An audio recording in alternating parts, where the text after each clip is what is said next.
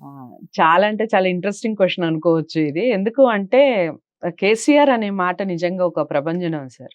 మనం ఒప్పుకున్నా, ఒప్పుకోకపోయినా పార్టీలకు అతీతంగా ప్రతి ఒక్కళ్ళు ఒప్పుకోవాల్సిన విషయం ఏంటి అంటే, ఒక చెన్నారెడ్డి పీరియడ్ దగ్గర నుంచి తీసుకుంటే, ఓకే. చెన్నారెడ్డి గారు కూడా చాలా పవర్‌ఫుల్ లీడర్. 1956 నుంచి తెలంగాణ సాయుధ పోరాటాలు ఎంతోమంది ప్రాణత్యాగాలు జరిగినా, సాధించని తెలంగాణ ఒక కేసీఆర్ నిరాహార దీక్ష కావచ్చు, లేకపోతే స్టూడెంట్స్‌లో ఇది రావటం వల్ల కావచ్చు. తెలంగాణ ఖచ్చితంగా ఉవ్వెత్తున ఎగిసిపడింది ఆయన పీరియడ్‌లోనే. ఆయన ఖచ్చితంగా ఆహ్, దాంట్లో ప్రముఖ పాత్ర పోషించారు. తదనుగుణంగా మనకి తెలంగాణ రావడం జరిగింది. ఆయన ముఖ్యమంత్రి కావడం జరిగింది. 10 ఏళ్ల పాటు పరిపాలించడం జరిగింది. ఇదంతా ఒక ఎత్తు. 10 ఏళ్ల తర్వాత రేవంత్ రెడ్డి గారు ప్రమాణ స్వీకారం చేసిన తర్వాత నుంచి మనం ఈ వీడియో చేసినంత వరకు ఓకే. ఎక్కడా గూడా మళ్ళీ కేసీఆర్ గారు మాట వినపడటం గానీ, కనిపించటం కానీ ఎక్కడా లేదు. ఎప్పుడన్నా ఒక ట్వీట్ పెట్టటం, ఏదైనా చేయటం చేస్తుంది కేటీఆర్ గారు చేస్తున్నారు. హరీష్ రావు గారు కూడా ఎక్కడో చోట మాట్లాడడం జరుగుతుంది. కానీ ఎందుకసలు కేసీఆర్ గారు బయటికి రావడం లేదు? ఆయన రాజకీయ భవిష్యత్తు ఏ విధంగా ఉండబోతోంది? ఆయన హెల్త్ బాలేదని కొంతమంది మాట్లాడుతూ ఉన్నారు. అది ఎంతవరకు నిజం? ఆయన హెల్త్ కాన్షియస్, ఆయన హెల్త్ ఎలా ఉండబోతోంది? భవిష్యత్తులో మళ్ళీ కేసీఆర్ గారిని ముఖ్యమంత్రిగా మనం చూసే అవకాశం ఉందంటారా? మీ దివ్య దృష్టి ఏం చెప్తోంది చెప్పండి? ఓకే. Good madam. ప్రేక్షకులకు, పొలిటికల్ లీడర్స్‌కి నమస్కరించి చెప్తున్నా. నేను వ్యక్తిగతంగా గాని, పార్టీ పరంగా గాని నాకు అలాంటి ఉద్దేశాలు ఏం లేవు మేడం. కేవలం మీరు అడిగిన క్వెషన్స్‌కి నా దివ్య దృష్టితో మాత్రమే చెప్పడం జరుగుతుంది. నేను గతంలో ఇంతకుముందు వీడియోలో చెప్పాను. దివ్య దృష్టి అంటే ఏంటిది అన్నది జన్మించిన ప్రతి ప్రాణజీవికి, ప్రతి మానవునికి వస్తుంది. ఎవరు గ్రహించలేకపోతున్నారు. దాన్నే కర్మ అంటామని నేను చెప్పడం జరుగుతుంది. సో, నా కర్మలో భగవంతుడు జన్మతా ఉన్న నా కర్మలో ఉన్నది నేను అమలు చేస్తున్నా తప్ప, ఇది వ్యక్తిగతంగా మాత్రం దయచేసి నేను ఇన్వాల్వ్ కావట్లేదు మేడం. సో, దివ్య దృష్టిలో ఆల్రెడీ నాకు కేసీఆర్ గురించి రావడం జరిగింది మేడం. సో, ఇంట్రెస్టింగ్ ఒకటి చెప్పాలంటే సింపుల్‌గా యాక్చువల్‌గా చెప్పాలంటే ఇది నేను ఇంచుమించు ఒక 4 ఇయర్స్ తర్వాత చెప్దాం అనుకున్నాను. సో, మీరు అడిగారు ఇప్పుడే. కేసీఆర్ సో, ఇప్పుడు మీరు అన్నారు. ఆయన ఎన్నో త్యాగాలు చేసి ఎంతో కష్టపడి తెలంగాణ ప్రభుత్వం తేవడం జరిగిందని. దానికి కౌంటర్‌గా అది దైవానుగ్రహం లేనిది జరగదు. నేను ఈ మన తెలంగాణ సెపరేట్ కాకముందు ఒక 5 ఇయర్స్ ముందే చెప్పాను నేను. ఆంధ్ర తెలంగాణ విడిపోతుందని. అది దైవ నిర్ణయాన్ని మానవుడు అమలు చేస్తుండు. భగవంతుని విశ్వరూపంలో మన దేహము దేవాలయం చెప్పాను. మన ఇంతకుముందు వీడియోలో చెప్పాను. మన దేహము భగవంతునికి ఒక వాహనం లాంటిదని చెప్పాను. సో, కర్మానుసారము మనము ఈ అవతరించినము, కర్మానుసారము జన్మించినము, కర్మానుసారం వృత్తులు చేస్తున్నాము, కర్మానుసారం మరణిస్తున్నాం. ఇది జన్మకర్మలో ఉంది, మానవుడు అమలు చేస్తుండే తప్ప ఆ అహంకారానికి పోతే భగవంతుడు పతనానికి దారితీస్తాడు. అసలు ఇప్పుడు నేను ఎందుకు చెప్తున్నా అంటే, ఆ భగవంతుడు రథ చక్రవర్తిగా కేసీఆర్‌ని పెట్టడం జరిగింది. తెలంగాణ సాధించడం జరిగింది. సుదీర్ఘంగా 10 సంవత్సరాలు పాలించడం జరిగింది. సో, మీరు చూడండి, పరిపాలన విధి విధానానికి అది ఫెయిల్యూర్ ఓడిపోయిందా? లేకుంటే కర్మానుసారం ఓడిపోయిందా? నేనే క్వెషన్ ఆన్సర్ తీసుకొని చెప్తున్నా. ప్లస్ ఇప్పుడు మేడం ఏందంటే, ఇది భగవంతుడు ఉన్నాడు అని కర్మలు నిజము, కర్మ డామినేట్ చేస్తుంది, మానవుడు ఊహించింది కాదు అనడానికి నేను ఇది ప్రజలకు తెలియజేస్తున్నా మేడం. యాక్చువల్‌గా చెప్పాలంటే, గత చరిత్రలో ఎవరు చేయని పథకాలు కావచ్చు, ఆకర్షణీయమైన పథకాలు కావచ్చు, ఎన్నో కేసీఆర్ గారు అమలు చేయడం జరిగింది.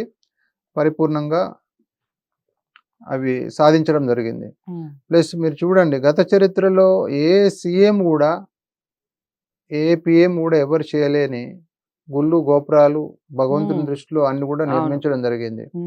మరి భగవంతుని గుళ్ళు, గోపురాలకు బాగా ప్రాముఖ్యత ఇచ్చాడు. యాగాలకు చేశాడు, ఇవన్నీ మొత్తం చేశాడు. ప్లస్ ఇప్పుడు ప్రతి దేవాలయంలో ఉన్న మన పూజారులకు కూడా గవర్నమెంట్ సాలరీ ఇవ్వడం జరుగుతుంది. సో, ఆయన చేసిన పథకాలు యాక్చువల్గా చెప్పాలంటే నిరంతరము ఫస్ట్ క్లాస్ కాకుండా పాస్ అయ్యే మార్కులనే చాలా సార్. ఆయన కొన్ని విషయాల్లో చాలా మెచ్చుకోవచ్చు. రైతులకు కూడా ఈరోజు రైతుల పండగ అని చేస్తూ ఉన్నాము. రైతు బంధు అనేది చాలా గొప్ప రెవల్యూషన్‌లా వచ్చిందసలు రైతు బంధు. రైతు బంధు ఒకటే గాకుండా గూడా హ్మ్. ఇప్పుడు మనం నిరంతరంగా ఆహ్, ఆహ్, ఇప్పుడు ప్రతి వ్యక్తి కూడా కొన్ని మంత్లీ రాంగానే ఇప్పుడు నా దగ్గరకు చాలా మంది వస్తారు పేషెంట్స్. అవునవును. వాళ్ళు నెల రాంగానే నాకు కేసీఆర్ పెద్ద కొడుకు అని అంటారు చాలా మంది. అవును. అప్పుడు నిజంగా గూడా ఆయన ప్రతి వ్యక్తిలో గూడా 100కు ఇంచుమించు ఫస్ట్ క్లాస్ పాస్ అయ్యేంత మార్క్స్ ఇవ్వచ్చు. కెపాసిటీ కూడా ప్రజల్లో ఉంది. హ్మ్. కానీ హ్మ్. ఓటమికి కారణం ఏంది హ్మ్. అన్నది నేను ఇప్పుడు ప్రత్యేకించి ఈడ పాయింట్ ఏందంటే ఎందుకు తీసుకొచ్చినా అంటే ఓటమికి గెలుపుకు కారణం ఏంది? హ్మ్. మనిషి చేసుకున్న పాప పుణ్య కర్మంలా. హ్మ్. అంటే ఆయన పుణ్యకర్మలే చేశాడు అన్ని. మరి హ్మ్. ఎందుకు ఓడిపోయిండు కారణము? హ్మ్. ఆయన జన్మకర్మానుసారం ఓడిపోయిండు ఆయన. హ్మ్. నువ్వు ఎన్ని మంచి పనులు భగవంతుడు ఫ్రమ్ టు ఫ్రమ్ పీరియడ్ పెడతాడు. ఆ వ్యక్తి రథసారథిగా పెడతాడు. అవన్నీ చేయించుకుంటాడు భగవంతుడు. హ్మ్. తర్వాత అలాంటి వ్యక్తులు మళ్ళా మిగతా అపోజిట్ పార్టీ వాళ్ళు గూడా ఎగ్జాంపుల్‌గా రేవంత్ రెడ్డి గారు. హ్మ్. మళ్ళా ఆయన ఓడిపోయి అంత మంచి చేసినా ఓడిపోయి మళ్ళా రేవంత్ రెడ్డి గారు రావడం కారణం ఏందంటే, అది విష్ణుమూర్తి అనుగ్రహం మీకు చెప్పాను నేను. అవును. అది కర్మానుసారం గెలిచాడాయన. హ్మ్. వ్యక్తుల గుణాలను బట్టి మనిషి ఓటమి గెలుపులు లేవు మేడం ఆడ. హ్మ్. వ్యక్తుల కర్మలను బట్టి ఓటమి గెలుపులు ఉన్నాయని మీకు ప్రత్యేకంగా చెప్పడం జరుగుతుంది. ఓకే. ప్లస్ ఇప్పుడు గూడా మీరు చెప్పారు ఒకటి. కేసీఆర్ గారు గత 10 సంవత్సరాలు ఆనందంగా ప్రజల్లో ఉండి, ఇప్పుడు మొత్తమే అసలు ఓడిపోయిన కాడ్నుంచి ప్రజల్లో రావట్లేదు. హ్మ్. అసలు ప్రజల దృష్టికి రావట్లేదు. ఆయన ఆరోగ్యం, అనారోగ్యం మరి ఎట్లుందో ఇదని మీరు ఒప్పుకొచ్చిన విషయాలు. ఇది నా దివ్య దృష్టిలో రావడం జరిగింది కేసీఆర్ గురించి. హ్మ్. నేను గత 4 ఏళ్ల నుంచి చెప్తున్నా నేను. హ్మ్. కేసీఆర్ గారికి విష్ణువు డెడ్ అగైనిస్ట్ ఉన్నాడు. ప్రతీది నేను గూడా 4 ఏళ్ల నుంచి చెప్పుకుంటున్నాను. హ్మ్. హ్మ్. విష్ణుమూర్తి అగైనిస్ట్ ఉన్నాడని. హ్మ్. అది మనం ఎట్లయితే అన్నామో అది హ్మ్. కేసీఆర్ అనేది వటవృక్షము, బీఆర్ఎస్ అనే వటవృక్షము. చూడడానికి పూలు, పండ్లు అసలు దీని మీద ఒక హ్మ్. ఒక ఆ! క్వెషన్ తీసుకొని మాట్లాడితే ఛానెల్ పేరు అనవసరం గానీ, చాలా అంటే చాలా ఉవ్వెత్తున దాని గురించి ప్రభంజనమే అయింది. కేసీఆర్‌కి ఇలా అవుతుందా అని చెప్పేసి అప్పుడు కామెంట్స్ రావటం జరిగింది నేను కూడా. అంతా అసలు అవును. ఓటమి ఓడిపోతాడన్నది ఎవరు చెప్పలే అప్పుడు. అవును. నేను చెప్పాను. హ్మ్. వాళ్ళు హ్మ్. ప్రత్యక్షంగా చెప్తే కార్యకర్తలు పొలిటికల్ చాలా లీడర్స్ మంది ఎగనెస్ట్ కోపానికొస్తారు. అయ్యారు మరి. ఇదని అగైనెస్ట్ అయితారని నేను ఇండైరెక్ట్ షాక్ ఇచ్చాను పార్టీకి. హ్మ్. హ్మ్. ఏమి ఇచ్చాను నేను మొత్తము మన కంటికి అవుపడేది బీఆర్ఎస్ పార్టీ వటవృక్షం అనేది కంటికి అవుపడేది పువ్వులు పండ్లతో కలకల ఆడుతుంది. హ్మ్. ఆ భూఅంతర భాగంలో ఉన్న వేర్లు మాత్రం మొత్తము అది చెదలు బట్టి మొత్తం బలహీనంగా ఉన్నాయి. కొంచెం గాలి గట్టుకొస్తే కొట్టుకుపోతది, పడిపోతదని చెప్పాను నేను. హ్మ్. అది మనం అన్నట్టుగానే అది ఓడిపోవడం జరిగింది. అవును. ఇది దైవ నిర్ణయాన్ని నా దివ్య దృష్టిలో వచ్చిన దాన్ని ప్రజలకు ప్రత్యక్షంగా గాకుండా, ఎవరికీ ఇబ్బంది లేకుండా ఇండైరెక్ట్ నేను 6 నెలల ముందే నేను చెప్పాను. ఓకే. మునుగోడు ఎలక్షన్‌లో చెప్పాను నేను. హ్మ్. హ్మ్. మునుగోడు ఎలక్షన్‌లో గెలుపు కూడా ఓటమి కొరకని నేను చెప్పాను. హ్మ్. అది ఇండైరెక్ట్ చాలా మంది ఎందుకంటే ఎవరు కూడా ప్రత్యక్షంగా ఇప్పుడు ప్రతి వ్యక్తి కూడా ఎప్పుడు జన్మిస్తాడు, ఎప్పుడు మరణిస్తాడు అన్నది కూడా ఫిక్స్ ఉంటది కాల నిర్ణయంలో. హ్మ్. హ్మ్. కానీ మనం అన్నీ చెప్పకూడదు. సైకాలజీ రైజ్ చేయకూడదు. అది హ్మ్. ఇండైరెక్ట్‌గా మనం చెప్పడం జరిగింది. అది నిజంగా తూచా తప్పకుండా అలాగే జరిగింది. హ్మ్. తనకు రెండోసారి గెలిచిన తర్వాత విష్ణుమూర్తి ఓన్లీ 1 ఇయరే సపోర్ట్ ఇచ్చాడు. లాస్ట్ 3 ఇయర్స్ నుంచి బీఆర్ఎస్‌కి అగైనెస్ట్ ఉంది. అది హ్మ్. మార్పు కొరకు కావచ్చని నేను భావిస్తున్నా. ఆయన చెడు ఓకే. పనులు చేసిండన్న దాన్ని కాదు.